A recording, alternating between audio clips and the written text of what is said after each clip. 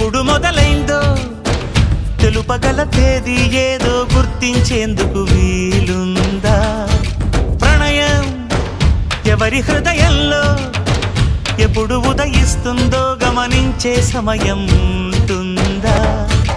ప్రేమంటే ఏమంటే చెప్పేసి మాటుంటే ఆ మాటకి తెలిసేనా ప్రేమంటే? అది చరితలు సైతం చదవని వైనం, కవితలు సైతం పలకని భావం,